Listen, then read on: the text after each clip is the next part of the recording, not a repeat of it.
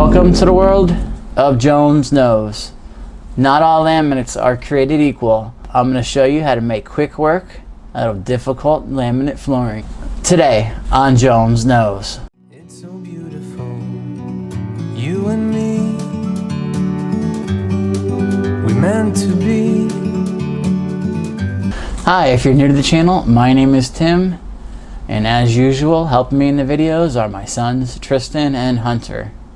Some laminates and vinyls are a lot harder to install than others. I wish that all of the flooring on the market had that newer style locking system and it was easy to just dropped in and locked in without any problems, but not all floors are that easy to install.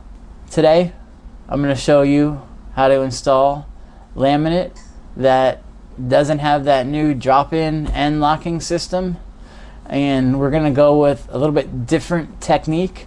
We're actually going to lay the whole floor backwards.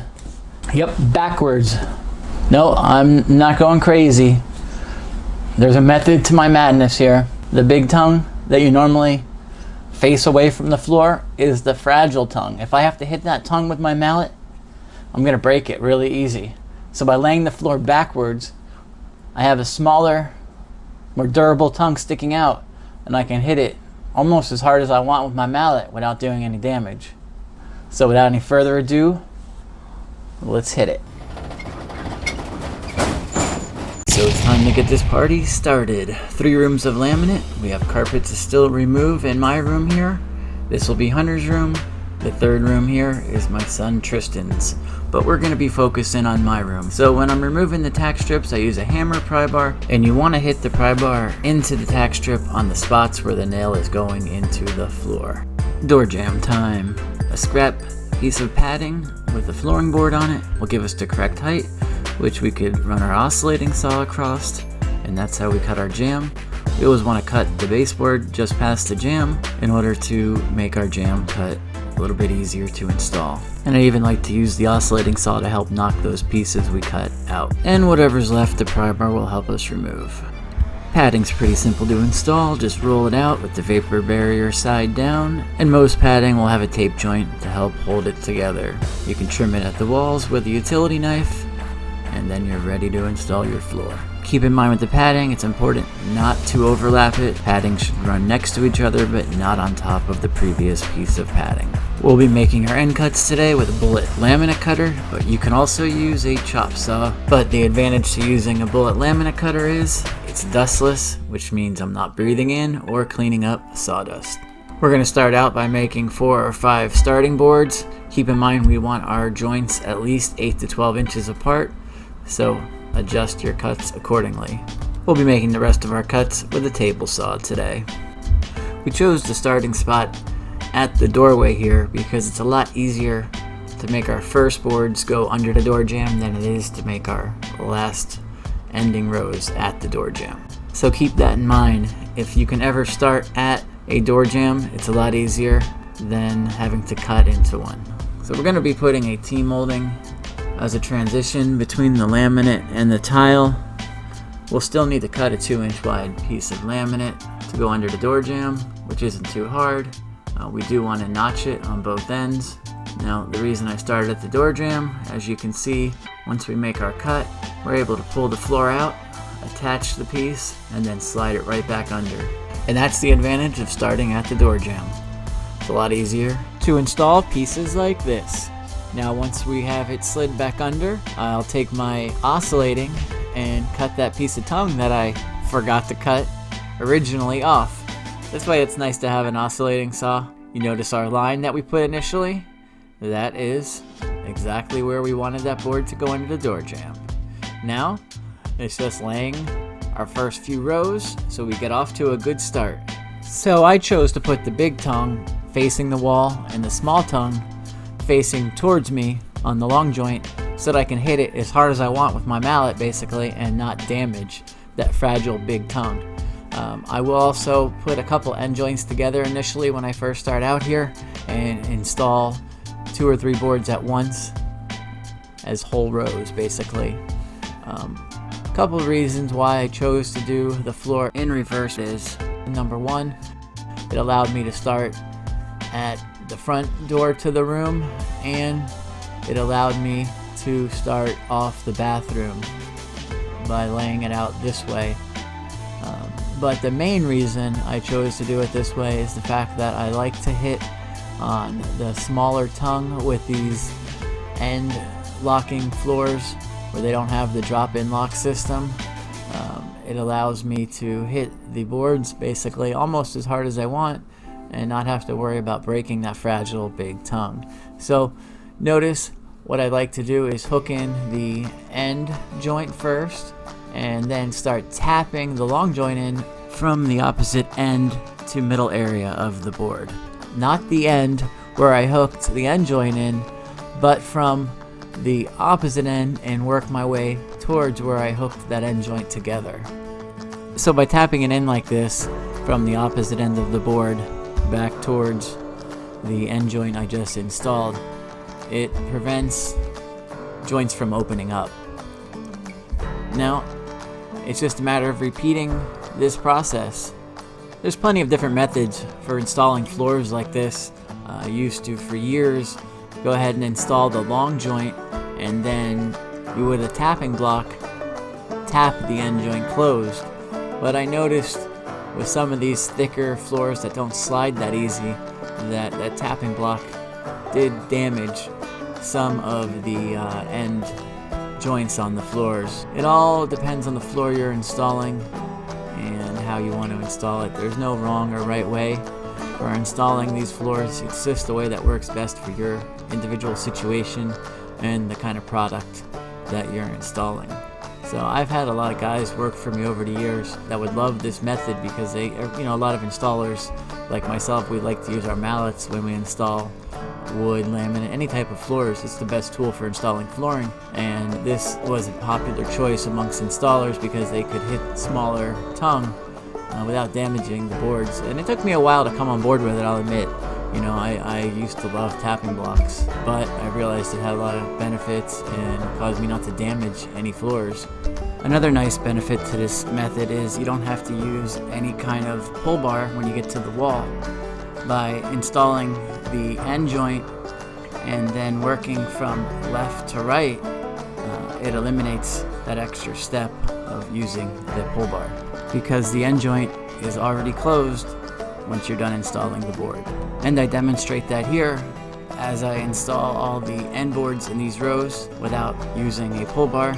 So it's one less tool and one less move that I need to make to complete my flooring rows, which is nice because it's one less way that I'm not damaging the boards.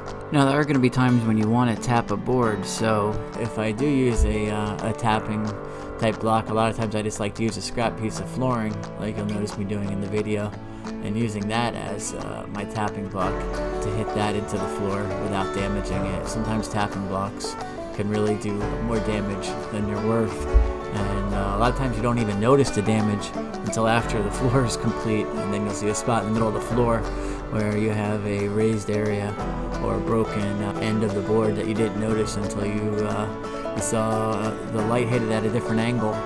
Luckily I found this broken corner right here before we went any further with the floor, because sometimes when you're right on top of these floors when you're installing them, you don't quite notice it until you stand up and you look across the floor and you see the light hitting it, and it accentuates problem areas, which is not a good thing.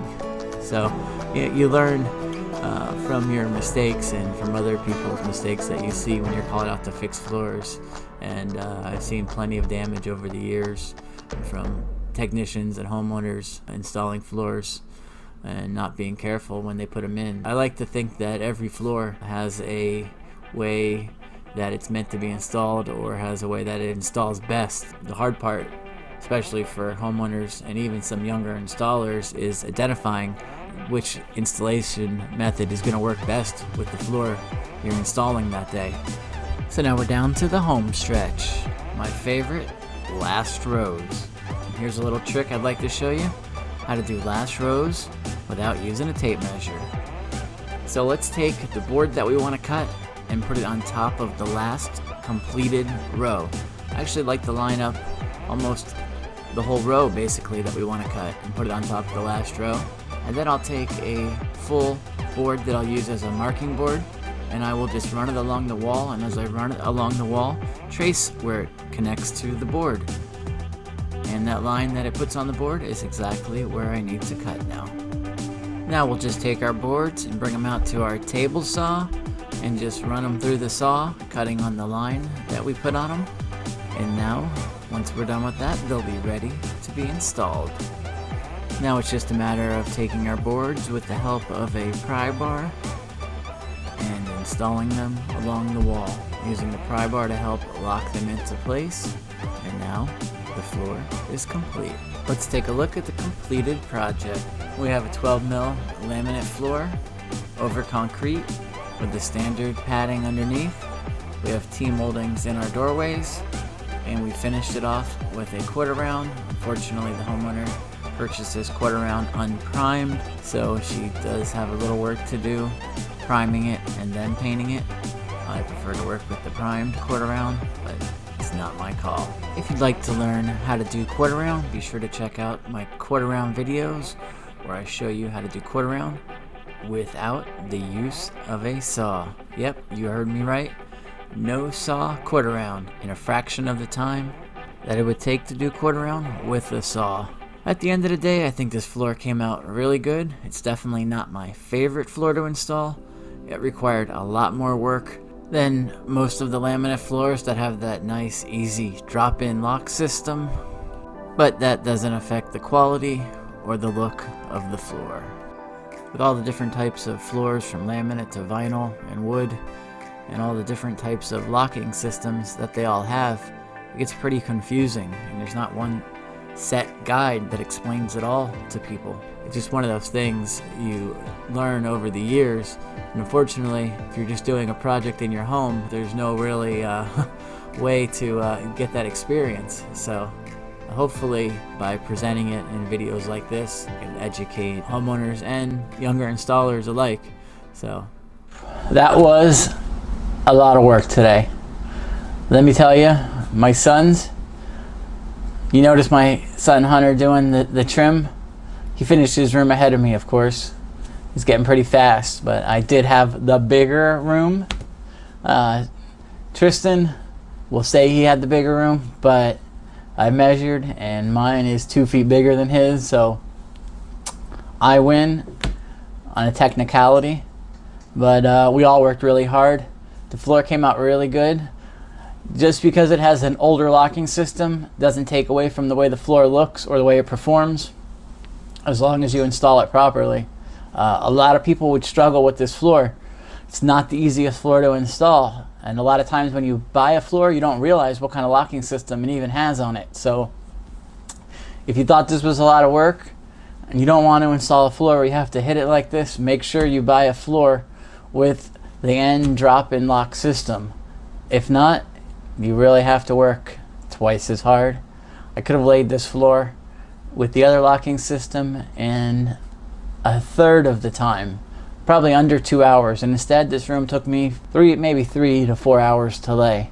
So, and I didn't get paid any extra.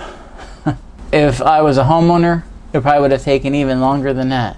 So this goes to show you have to watch what you buy, and if the price seems too good to be true, it probably is. So if you enjoyed this video and you found it informative, be sure to check out some of our other content. We have lots of videos on how to install laminate, vinyl, as well as stairs. Plus we have product reviews on vinyl, laminate, and more. If you haven't subscribed yet, go ahead and take out your favorite flooring mallet, smash that subscribe button so you don't miss any future content.